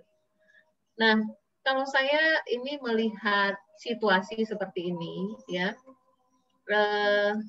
saya setuju bahwa mengkritisi itu tidak berarti salah ya, apalagi kritik membangun. Jadi bagaimana kita memberikan masukan pada pemerintah, bagaimana kita memberikan input yang konstruktif untuk pemerintah ya. Jadi ini kan sebenarnya untuk perbaikan maksudnya. Tetapi tadi pertanyaan Yusri yang terakhir, bagaimana sih ini harusnya strategi HMI gitu ya sebagai organisasi supaya menerapkan keikhlasan ya. Ini memang prinsip dasarnya HMI ikhlas atau gimana ini? Sebelum saya menjawab. Iya, Bu, yang saya tahu Oke. Harus bersyukur dan ikhlas, ikhtiar dan takdir gitu kan. Bersyukur Dapat dan juga dalam ikhlas. himne HMI gitu. Oke, ya, bersyukur dan ikhlas ya. Jadi kalau saya melihat konteksnya ikhlas itu adalah ketika kita tidak bisa berbuat apapun lagi. Itu baru kita akan sampai pada titik ikhlas. Jadi kita harus menerima. Jadi salah satunya adalah yang dinamakan dengan takdir ya. Jadi ketika kita bicara takdir, berarti ada keikhlasan di sana. Nah, tetapi berarti tadi ada titik tuh, ada katakan batas antara ikhlas dan perlu ada usaha. Gitu. Jadi menurut saya yang perlu kita angkat tidak hanya keikhlasannya, tetapi juga bagaimana HMI sebagai organisasi menjadi inisiator, menjadi agen perubahan. Ketika menjadi agen perubahan, ini adalah akan melakukan aksi di tingkat masyarakat. Jadi tidak hanya, karena sebenarnya kalau kita perlu lihat ya, dengan situasi seperti ini kita juga memahami begitu besar tanggung jawab negara. Negara itu panik sebenarnya. Pemerintah itu panik. Semua katakan sumber daya, semua resources diarahkan ke COVID. Rumah sakit yang biasanya melayani penyakit lain, tiba-tiba itu misalnya penyakit paru ya, Rumah Sakit Sulianti Saroso. Sekarang nggak buka lagi untuk layanan. Khusus dijadikan rumah sakit khusus COVID. Itu menandakan begitu besarnya beban pemerintah yang harus dipikul. Nah, sekarang sebagai anak muda, sudah waktunya kita nggak menuntut saja.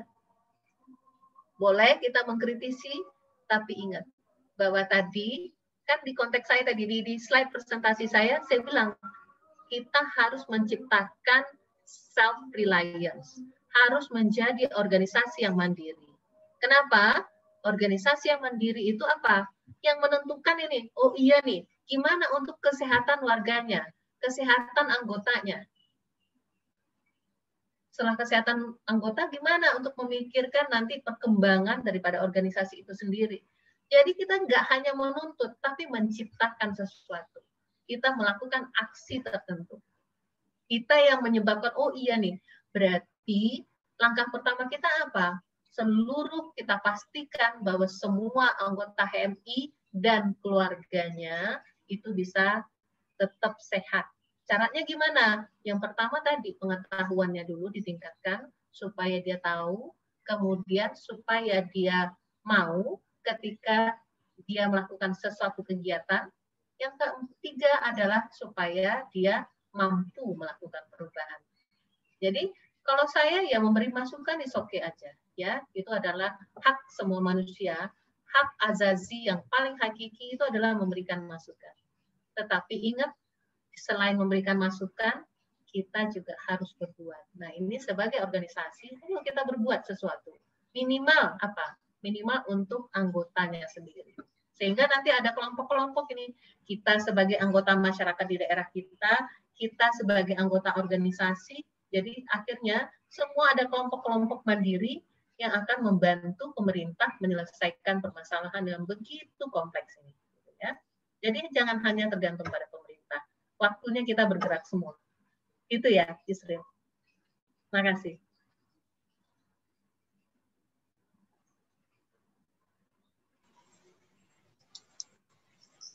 Baik, terima kasih Bunda. Bagi penanya, apakah dirasa cukup untuk jawabannya? Mungkin ya ada lagi pertanyaan, tapi silakan barangkali ada kawan-kawan yang lainnya. Ayo, siapa lagi yang tanya? Kalau enggak saya yang nanya loh.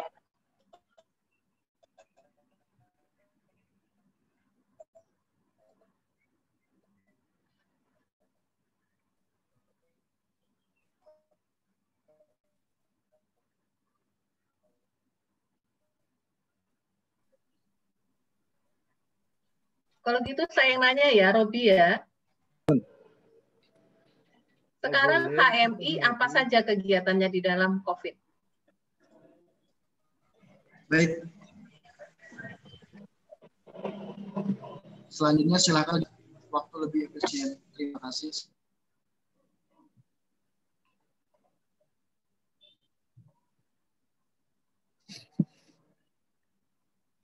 Siapa nih yang mau jawab? HMI itu apa aja kegiatannya untuk COVID? Bu, mohon maaf sebelum dijawab, ini ada saudara Prima Salman ingin bertanya terlebih dahulu, Bu. Oke. Coba saya mau dengar dulu dari pengurus HMI-nya.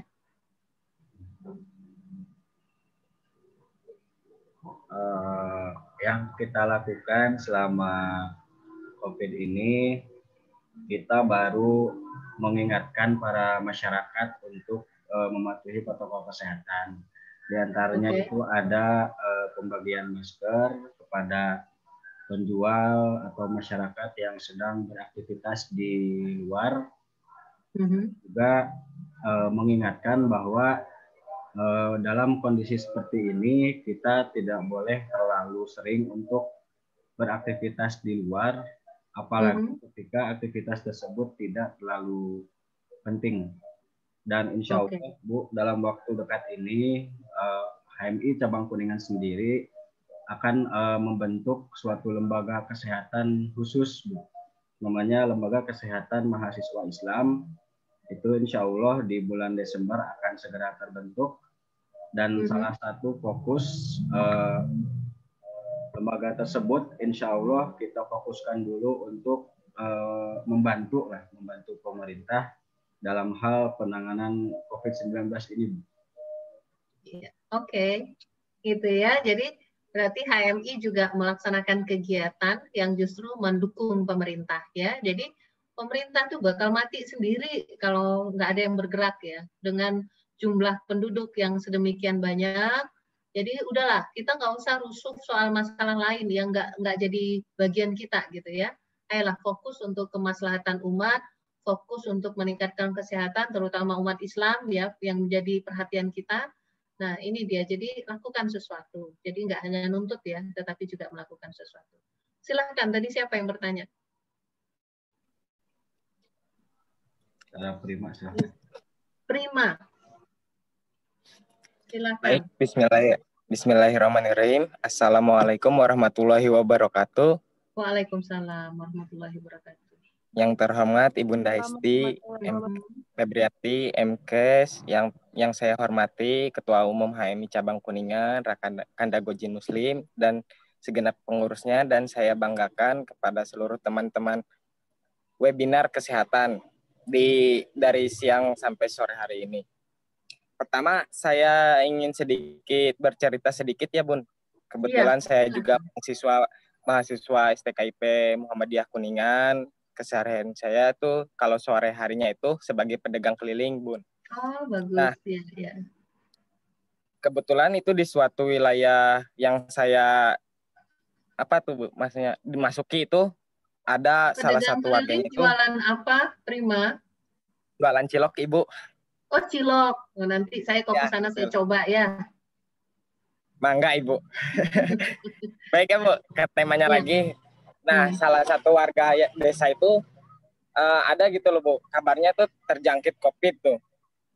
Nah, jadi pas saya itu tuh udah masuk tuh tanggal 23 berarti. Udah tuh warga tuh panik. Pokoknya diam aja di rumah. Gak keluar sama sekali, Bu. Sampai ke masjid-masjid pun gak ada gitu. Yang adan itu satunya cuma saya berarti. Yang satu-satunya.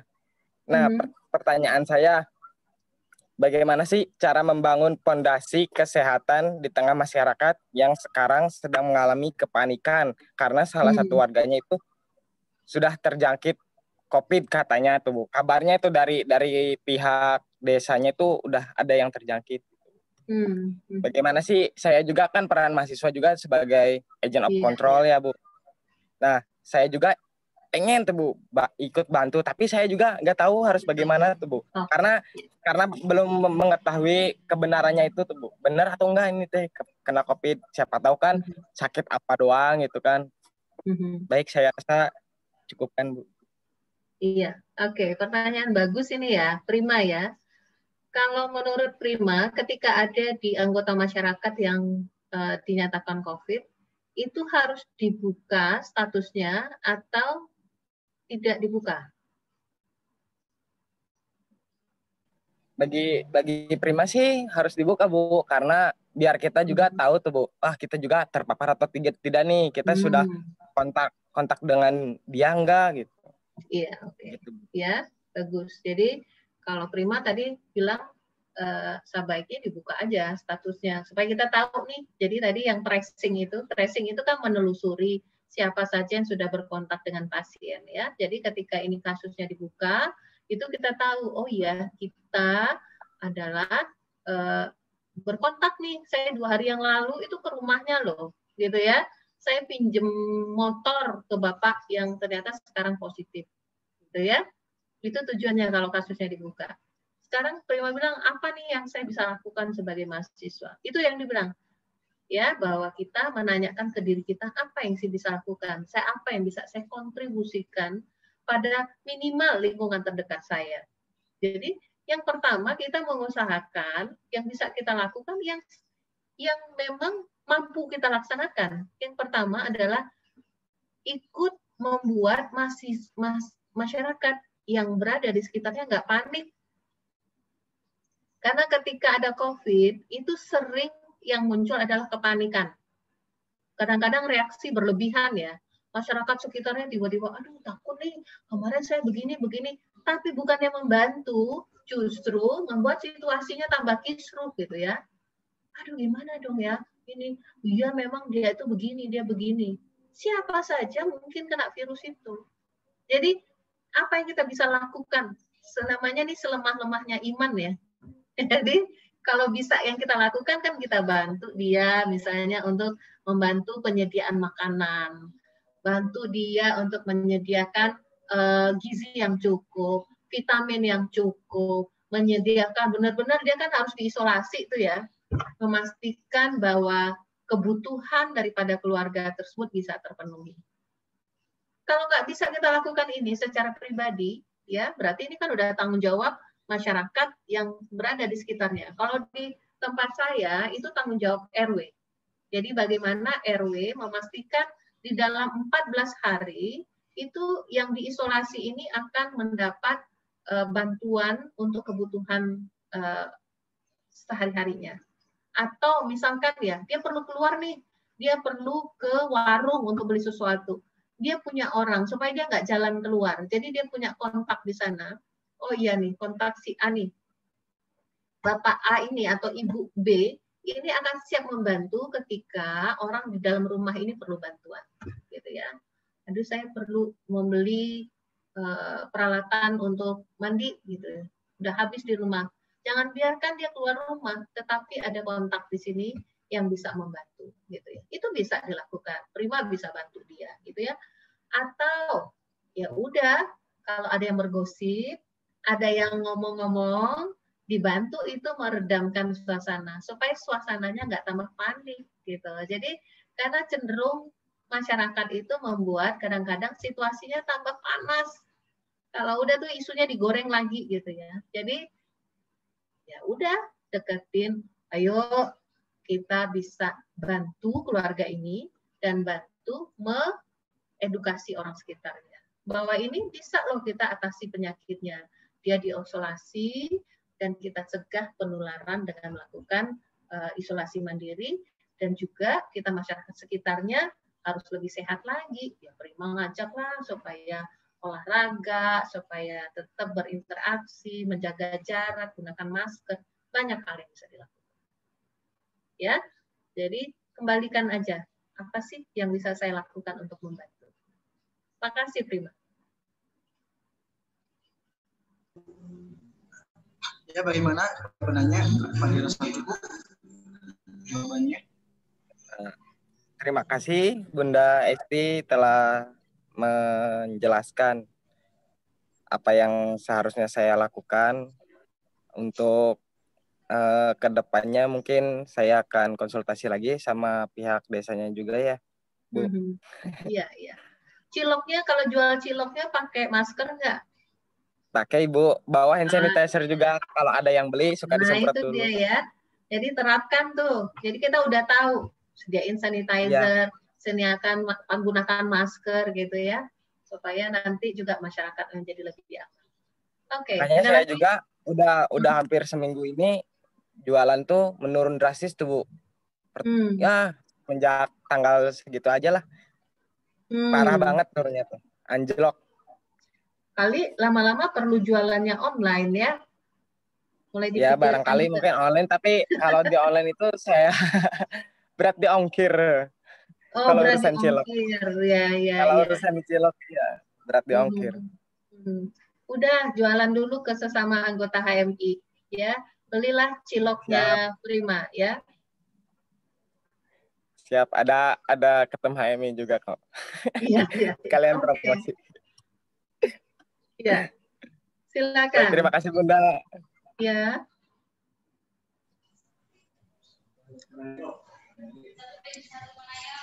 Baik, terima kasih. Kami berikan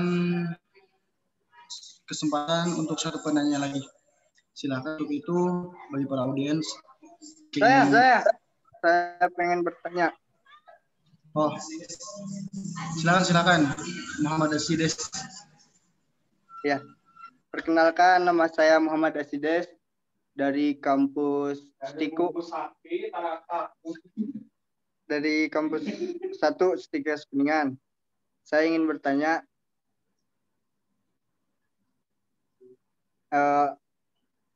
kesehatan itu penting. Cuman itu Bu, saya bercerita dulu ya sedikit tentang ada kasus lah. Ada keluarga saya, sebutin mamang saya gitu, sakit, terus merujuk ke rumah sakit. Tetapi di sana pelayanannya teh kurang Ibu. Jadi kamu udah dari mana, di pertanyaan-pertanyaannya dites tentang suhu badan apalah gitu ya. Nah, disangkanya itu COVID-19. Corona COVID. Nah, sebenarnya jam sakit 6 sebenarnya sakit DBD, Bu. Oh, DBD. Demam berdarah ya.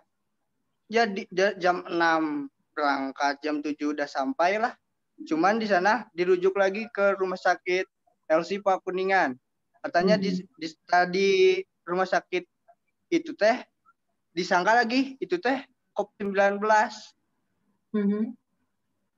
Nah, di sana ya diskusi dengan administrasi dengan dokternya, tolong lebih lanjut diperiksa apakah memang benar apa tidak, dan hasilnya DBD. Nah dari situ kita ya sebagai mahasiswa atau pribadi diri sendirilah dan teman-teman lainnya, dan juga sebagai HMI lah, untuk HMI gitu ya, bagaimana menyikapi hal kasus seperti itu? Menyikapi ya gitu kan, yang menyikapinya bagaimana Ibu? Oke, baik, makasih ya. Muhammad Asides. Ya, betul Ibu. Ya, baik, saya tanggapin ya. Gini, karena situasi sekarang itu adalah situasi yang kan kita bilang tadi masa krisis ya. Ketika masa krisis itu kita harus, sekarang itu standarnya di rumah sakit ketika panas ini orang harus dicurigai nih. Panasnya kenapa? Kecurigaan yang pertama yang paling berat itu adalah COVID. Jadi nggak salah kalau dia dites COVID. Karena kalau dia DBD pasti panasnya itu lebih dari 38 derajat Celcius. Sehingga protapnya kan pertama panas. Ketika dia panas masuk rumah sakit, ya dia harus tes COVID dulu. Gitu. Karena kenapa? Yang dikhawatirkan ada namanya, nah ini kan Asides Kesmas ya. Berarti harus tahu kita tuh ada namanya penyakit komorbid. Komorbid itu penyakit yang memberati lagi. Jadi misalnya dia COVID terus dia DBD, itu jadi double kan, itu namanya penyakit komorbid. Atau misalnya dia diabetes terus dia juga COVID gitu, itu juga komorbid.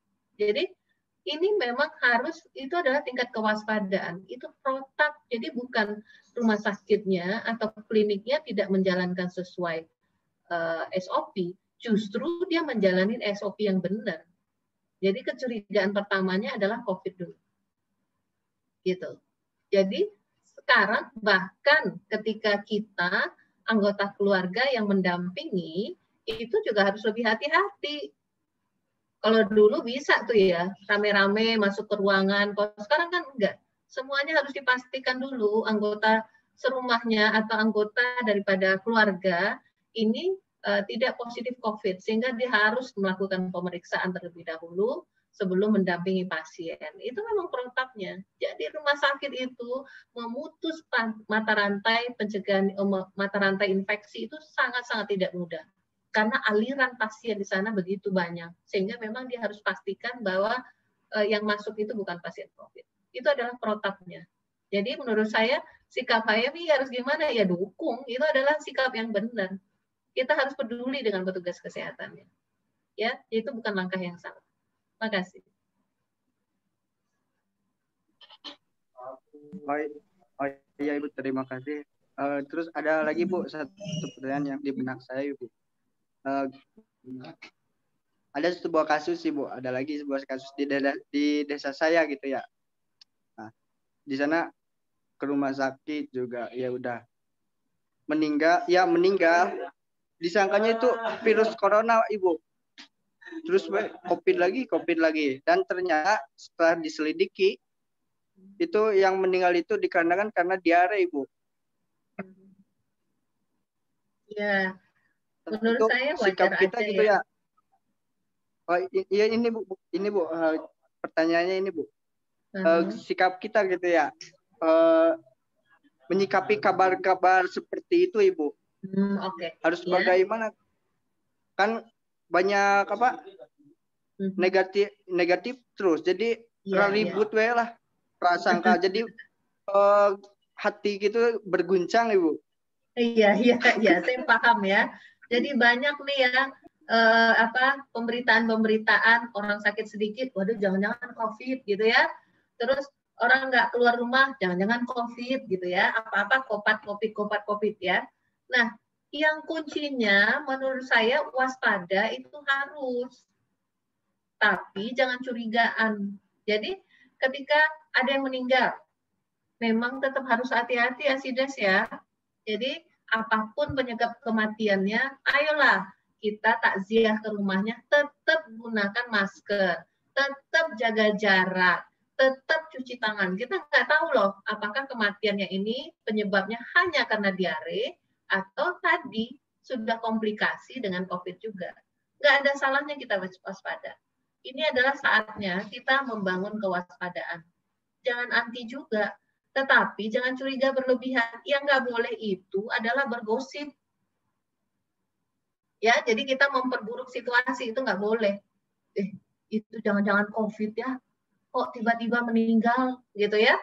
Itu nggak perlu. Lakukan aja kewaspadaan.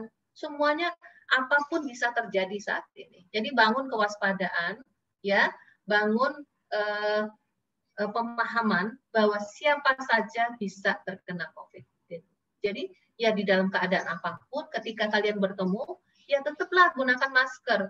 Kemarin itu ada isu itu, ketika mereka reuni ya. Jadi ada satu kelompok yang tamatan SMA, jadi angkatan saya lah ya, di tahun udah usia 50 tahun itu kan kangen-kangenan ya, alumni reuni gitu ya. Itu ketemuan, ada 5 orang. 5 orangnya ini semua akhirnya positif. 1-2 orang sudah meninggal, 3 orang lainnya sekarang dalam perawatan rumah sakit. Karena usia adalah salah satu faktor risiko untuk terinfeksi COVID. Jadi ya menurut saya kewaspadaan wajib dibangun. Ya justru keharusan bagi kita. Justru HMI di sini harus mengingatkan kewaspadaan, tetapi tidak menyebabkan stigma kepada keluarga atau orang yang terkena COVID. Ya, jadi jangan stigma, diskriminasi jangan, waspada harus. Itu ya, Robi. Makasih. Ya Ibu, terima kasih banyak. Alhamdulillah. Baik, terima kasih kepada para penanya dan terima kasih Bunda Dr. Esti Febriani atas jawaban-jawabannya. Mudah-mudahan menjadi suatu pengetahuan baru bagi kita semua. Oke, kita memasuki acara selanjutnya yang keempat, yaitu kesimpulan dan penutup. Baik, kesimpulan dari pembahasan kali ini yaitu COVID-19 atau coronavirus jenis 2019 muncul pada Desember 2019 di kota Wuhan. COVID-19 ini juga merupakan penyakit menular yang disebabkan oleh virus SARS-CoV-2. Maret 2020, WHO menetapkan COVID-19 sebagai pandemi dunia. Dan dampak dari COVID-19 ini sendiri menyerang berbagai aspek diantaranya ekonomi, sosial, budaya, pariwisata, maupun kesehatan masyarakat. Untuk itu solusi yang harus dilakukan salah satunya itu melakukan pemberdayaan masyarakat. Yang pertama, pembentukan relawan COVID-19 di setiap daerah. Kedua, mengadakan edukasi mengenai pencegahan dan penanganan COVID-19. Yang ketiga, melakukan tracing dan tracking kontak pada masyarakat. Yang keempat, bekerja sama dengan tokoh masyarakat. Yang kelima, musyawarah masyarakat desa. Dan yang keenam, peningkatan ekonomi lokal dengan membentuk UMKM. Dengan dilandasi semua ini harus mengutamakan kesehatan pribadi karena untuk meningkatkan ekonomi, taraf ekonomi diperlukannya dan yang fit maupun kesehatan yang optimal. Baik, itu saja kesimpulan dari pembahasan kali ini. Oke, alhamdulillah acara demi acara telah kita laksanakan dan mudah-mudahan mendapatkan pahala bagi yang memberikan materi ataupun yang menampakkan materinya. Himbauan terakhir kepada para peserta untuk tata tertib harus diperhatikan yang sudah di-share di grup. Itu poin per poinnya silakan arahannya dilaksanakan. Jangan lupa isi pemdaftaran dan screenshot kegiatan ini ya sebagai bukti pengambilan sertifikat. Oke, jika sudah mengerti, saya Ruby Iskandar. Mohon pamit undur diri. Mohon maaf apabila terdapat kekurangan atau kesalahan dalam pembicaraan. Wassalamualaikum warahmatullahi wabarakatuh. Waalaikumsalam warahmatullahi wabarakatuh. Ya, silakan flip.